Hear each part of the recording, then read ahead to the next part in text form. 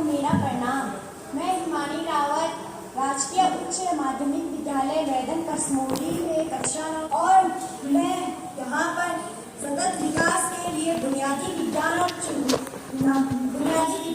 चुनौतियों और संभावनाएं नामक विषय के ऊपर एक संक्षिप्त भाषण देने हेतु उपस्थित हुई हूँ। यदि इसमें मुझसे कोई गलती हो जाए तो मुझे क्षमा कीजिएगा। तो सबसे पहले यहाँ पर जो टॉपिक है तो वो है सतत विकास। सतत विकास क्या है? सतत विकास का अर्थ है कि वर्तमान की जरूरतों को पूरा करता है। तो सबसे पहले मैं यहाँ पर बताना चाहूंगी कि सतत विकास की चुनौतियाँ क्या है, क्या कारण है कि हमारे देश इतनी लाख कोशिशें कर रहा है लेकिन फिर भी एक टिकाऊ विकास नहीं बना पा रहा है।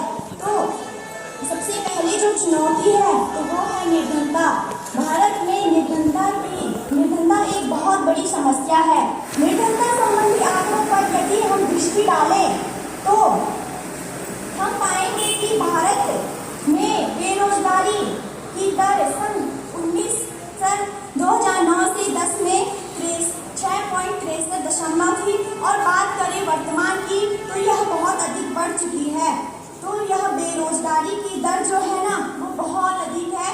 तो और 50% जो भारतीय हैं उनके पास रहने के लिए उचित आवास नहीं है, जिससे कि सुरक्षित महसूस कर सके और विकास संबंधी नीतियों पर विकास संबंधी नीतियां है ना जो तो उनके ऊपर ध्यान दे सके और उनके ऊपर ध्यान बात की जाए 35% परिवारों को नजदीक में पीने के स्वच्छ पानी का कोई स्रोत नहीं है और 40% गाँवों की बात अगर की जाए तो न 40% गाँवों को शहर से जोड़ने वाली उपयुक्त जो सड़कें हैं ना वो वहाँ पर नहीं है। तो जब इतनी निर्धनता है कि जो लोग हैं जो भारतीय जनसंख्या की आवश्यकता की पूर्ति हो पा रही है तो वहाँ सतत विकास एक स्थायी विकास की बात करना व्यर्थ सा लगता है। तो है ना निर्धनता के कारण जो सतत विकास नहीं हो पा रहा है, निर्धनता, जनसंख्या की वृद्धि और बेरोजगारी, ये तीनों समस्याएं आपस में जुड़ी हुई है। तो हमें तीनों को कम करने के लिए रोजगारी के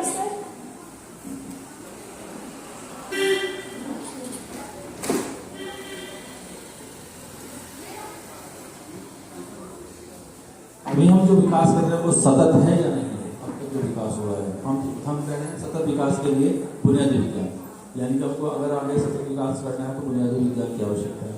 अब तक का जो विकास है वो कैसा विकास है? तो यहाँ पे सतत विकास की बात की जाए तो अब तक मुझे लगता है कि सतत विकास अभी तक ऐसा हुआ नहीं है कि जो ऐसा टिकाऊ विकास अभी हुआ नहीं जो लंबे समय तक चल सके ना, जो हमारे भविष्य में भी काम आए। इतना लंबा विकास अभी तक नहीं चला। आपके हिसाब से वो कौन सा क्षेत्र है जिसमें हमें सबसे ज्यादा विकास करने की आवश्यकता है?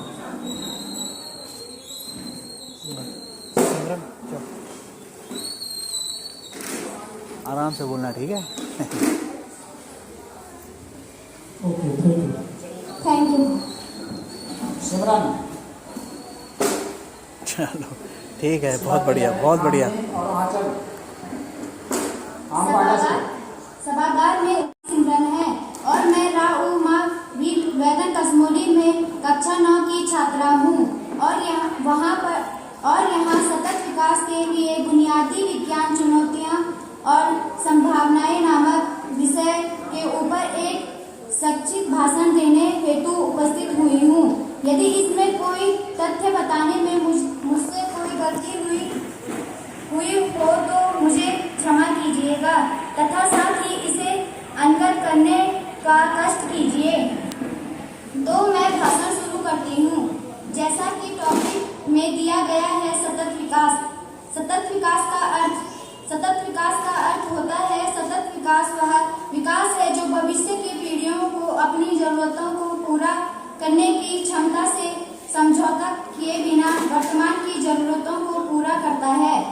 तथ्य का तात्पर्य किसी भी ऐसी घटना से संदर्भ से है जो निश्चित और स्पष्ट होने के साथ साथ वास्तविक रूप में विघटित हुई हो। समाज वैज्ञानिक को वास्तविक तथ्यों का संकलन करना होता है और तथ्यों के व्यवस्थित विश्लेषण के आधार पर यह सिद्धांतों व अवधारणाओं का निर्माण करता है। सामाजिक सोच के कुछ घटक भी होते हैं। तो सबसे पहले मैं यहाँ पर बताना चाहूंगी कि सतत विकास की चुनौतियाँ क्या हैं, क्या कारण है कि इतने प्रयासों के बावजूद भी हम लंबे समय तक टिकाऊ रहने बाल विकास नहीं कर पाए हैं। तो सबसे पहले जो समस्याएं आती तो है निर्धनता।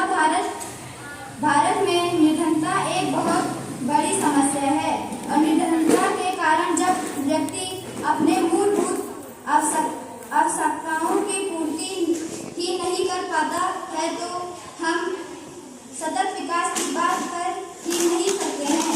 निर्धनता संबंधित आंकड़ों पर अगर दृष्टि डालें तो हम पाएंगे कि भारत में बेरोजगारी दर सन 2009 से 10 में 6.53% थी और बात करें वर्तमान की तो यह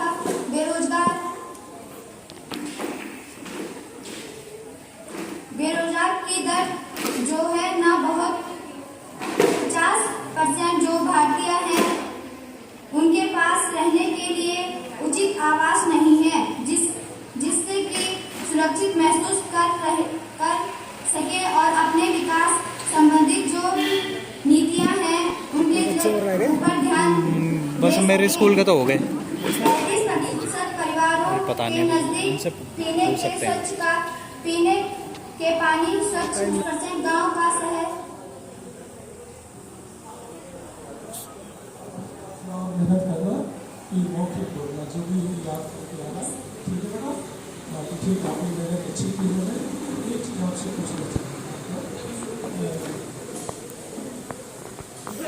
हैं और दुनियावी विज्ञान क्या आप करेंगे?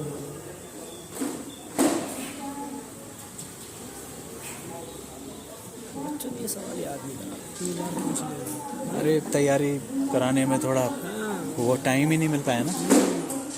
सामने आ जाइए, सामने। हाँ जी sir. Thank you, thank you. बहुत अच्छा बहुत। How can we fight against diseases? This is the major challenges and हम क्या उसमें यूज कर सकते, क्या नई चीजें इसमें लगा सकते हैं, ये आई थिंक बेसिक चैलेंजेस है हेल्थ सेक्टर में यूज करने के लिए और मेडिसिन उन्हें इजीली उन्हें उपलब्ध करा। नेक्स्ट क्वेश्चन क्या था? From Asiana Public School, Narendra. As we all know, we all are gathered here to discuss about basic science for sustainable development. What are its challenges and prospects? So, I want to share some basic information about it. Agenda 2030 for Sustainable Development is a wonderful program that was agreed by the member states of United Nations. And the reason was to ensure a balanced, sustainable and development of our planet Earth. By understanding the natural processes of science and technology, it can help us to develop in the field of sustainable development. Now the question should be put, what do we mean by sustainable development? I will tell you that development that meets the needs of the people that are living in the present and with thinking about the people that will be living in the future is known as sustainable development. Now, what are the challenges that we are facing in our own country? With the help of science, we can overcome from these changes.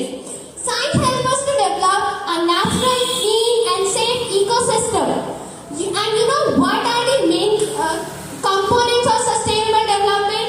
That would be people, partnership, planet, peace and prosperity.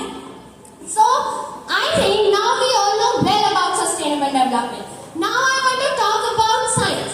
Everybody has came here and said, I can do this, I can do that, but I don't think anybody said the real meaning of term science. I will tell you guys, science originally came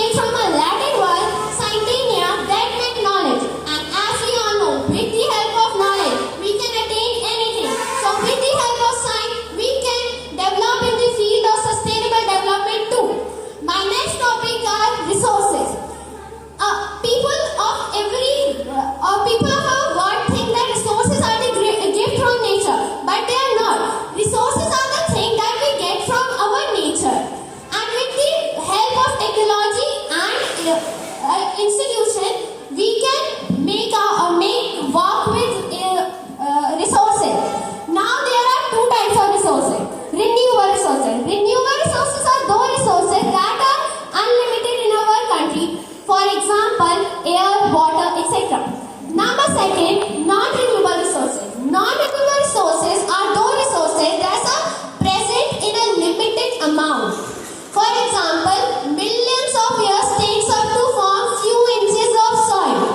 So with this, thank you. I hope you all understood my point. Have a nice day, everyone. Thank you. Here you have mentioned there are so many resources.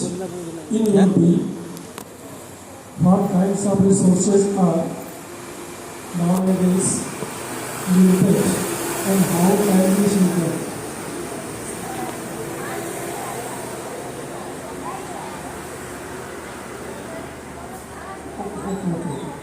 In your view, what types of resources are in danger and how we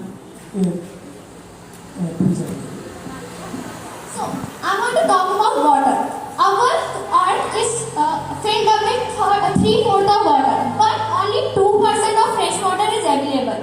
And if we use water continuously, like if we are brushing and we are opening the tap, that we are using water.